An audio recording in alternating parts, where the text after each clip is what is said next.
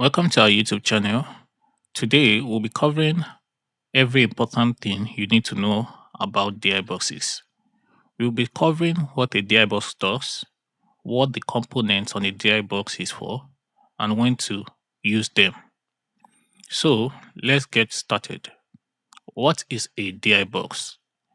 A DI box simply means direct injection box. It is an essential tool for musicians, sound engineers, and audiophiles. It converts unbalanced high impedance signal from instrument or equipment into balanced and low impedance signal that a mixer or an interface require. What are the advantages of using a DI box? Number one, enhance audio quality. One of the primary advantage of a DI box is the ability to enhance audio quality by resolving high impedance and unbalanced signal problems. This is particularly crucial when dealing with instruments such as electric guitars and basses. These instruments mentioned often have high impedance outputs that may cause signal degradation and noise when connected to a mixing console directly. By converting this signal to a low impedance balance format, a DI box can ensure a more refined and a cleaner audio output, which would then result in a more professional sound recording or performance. Number two advantage is minimized ground loops and interference.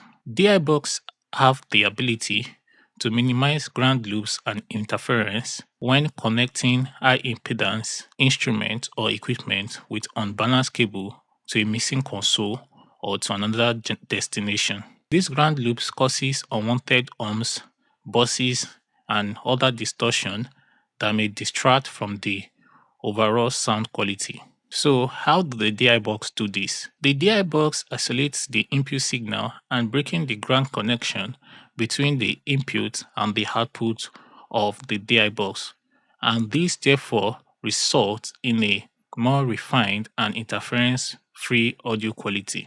The third advantage is signal routing to various destinations.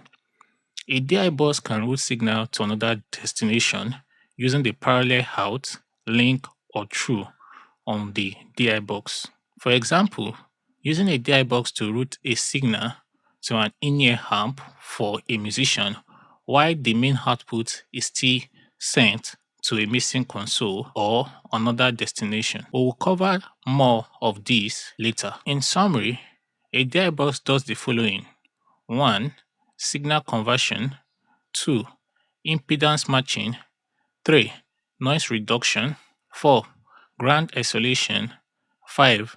Signal routing. What are the types of DI boxes we have? There are two main types of DI boxes, which are active and passive. In this video, we'll be using the Behringer Ultra DI 100 active DI box and the Actron DI 120 passive DI box as a case study.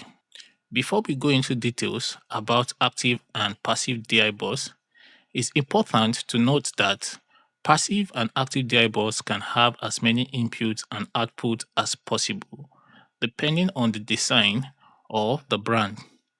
A DI box can be one channel like the Behringer DI 100 that just take one input source, or can be two channel like the Actron DI 120 that can take two input sources. So there are DI box with even more channels. Now, what is an active DI box? Active DI boxes have an inbuilt preamp that boosts the signal of the audio source before sending it to the input of the next device. This is useful when the audio signal is a weak signal. Active DI boxes requires a power source, battery, or a phantom power, which is most times provided by the input device you are connecting the output of the DI box to. What is a passive DI box? Passive DI box don't have a preamp or any active circuitry and just convert the audio signal from high impedance to low impedance without boosting the levels. Passive DI boxes don't require a power source. Now, the big question is when to use active DI boxes and passive DI buses. A general rule of thumb is to use active DI buses for audio sources with a low signal output so that it can be boosted by the preamp of the active DI box. For example, when connecting a passive guitar to an active DI box. Why you use a passive DI box for active sources with high signal output? For example, when connecting a piano or active guitars. However, feel free to experiment with both active and passive DI box. Also, there is what we call stereo DI box and mono DI box. This can either be active or passive also. Stereo DI box are ideal for stereo sources and can accommodate instruments with multiple outputs such as keyboards. This ensures a balanced and clean signal for both left and right channel by preserving the stereo image of the left and the right channel. For example, the Radia JDI stereo DI bus. On the other hand, mono DI buses are suited for single channel instruments like guitars, basses, microphones, and other mono sources. For example, the Beriga DI-100 and the Actron DI-120. Mono DI buses are simpler and easier to use, making them practical for straightforward setup. Additionally, they are cost effective in providing balanced output for mono instruments. However, you can achieve stereo DI bus with a two-channel DI bus by using stereo input on the input device or link the two inputs as one in the case of a digital mixer or audio interface. Now, let's take a further look at two models we'll be using for the case study, which are the Behringer Ultra DI 100 and the Atron DI 120 passive DI bus. We would go over the features and what they do. With these two models as a case study, you should be able to handle and work with any DI bus. Let's start with the Ultra DI 100. What are the features of the Ultra DI 100 active DI box? Number one, the on and off switch. This switch allows you to switch the battery power on and off to preserve the battery life. When it is switched off, the Ultra DI will still work on phantom power from the destination input, such as a mixer or interface. When it is switched on, the Ultra DI will automatically switch from phantom power to the battery mode. When the DI-100 is operating on battery power, the on and off LED will flash once every few seconds, while when operating on phantom power, the LED will light up continuously. However, for various design, their indication can be different. But it is important to note that the phantom power on the DI bus is to power the DI bus, not to supply power to the input of the DI box to power a condenser mic. So, what is the second feature? The second feature is input. The input is used to connect audio sources to the DI bus. It can be a 1/4 inches or SLR jack.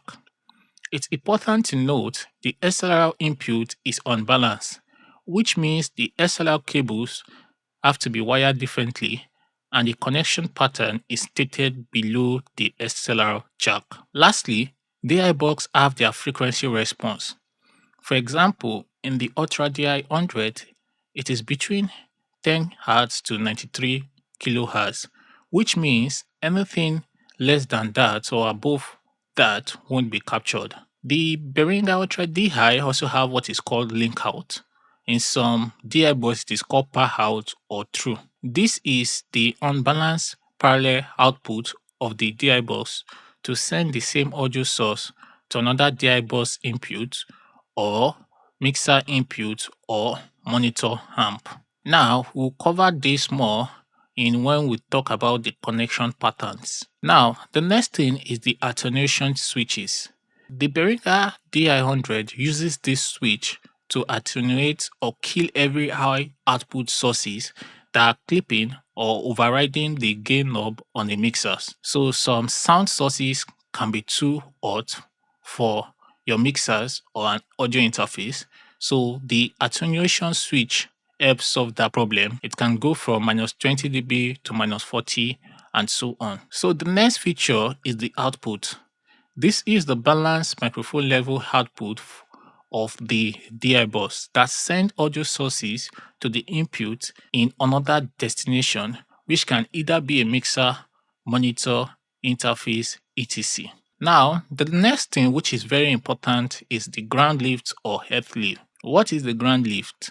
Ground lift is a switch or button on a DI box that disconnects the grounding connection between the input and output. How do ground lift work? Normal operation is that when the input and output grounds are connecting, it creates a path for current to flow. Now, this grounding connection can introduce what is known as noise and interference and so on. So when the ground lift is engaged, this ground lift breaks this connection and isolates the input and the output. Now, this will result in a cleaner audio free from hum, noise, and many more. Lastly, is the battery compartment for the Behringer Ultra DI100. This is where you insert the 9-volt battery.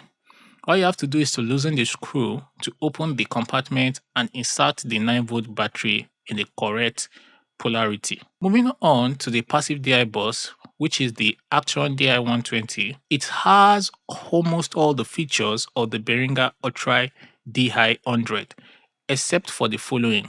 Number one, there is no SLR input and the frequency response is different. For the DI120, the max frequency response is so you can always check the specs for their frequency response so that you will know the right DI bus to use for certain equipment or instrument. Secondly, because the Atron DI120 is not an active DI bus, it doesn't have a battery compartment or LED indicator since it is totally passive. Lastly, on the Atron DI120, names for certain things that does similar things on the Ultra DI100 is a bit different. For example, the true or the link out on the Ultra DI120 is labeled per out, which means parallel output for the same audio source that doesn't exceed more than 50 kilohertz. Moving on, what are the cables you will need to connect a DI bus? Number one, 1/4-inch unbalanced cable with TS connector. This is used for the audio source and also used to link out the DI bus to another destination or a DI box or a monitor amplifier. Secondly, the DI bus also use unbalanced SLR connector for audio sources. So you have to take note of this, that an unbalanced SLR connector is connected differently. Lastly, the DI bus also use balanced SLR connector for output to desired destination, which is a mic level signal with low impedance. Now, how to connect a DI bus?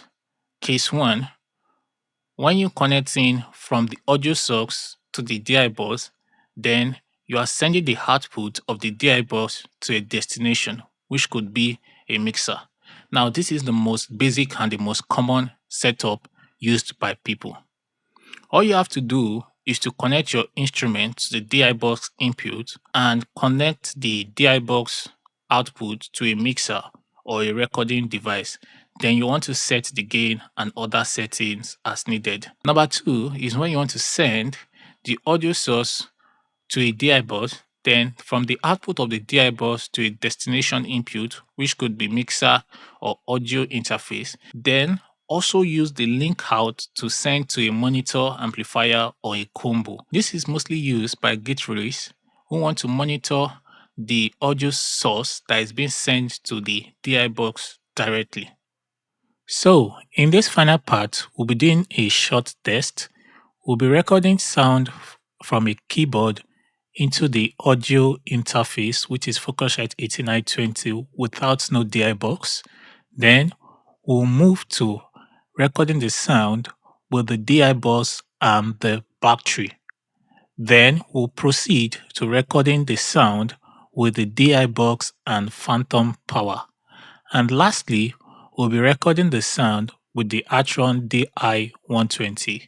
I want you to tell me what you think from listening to all these tests.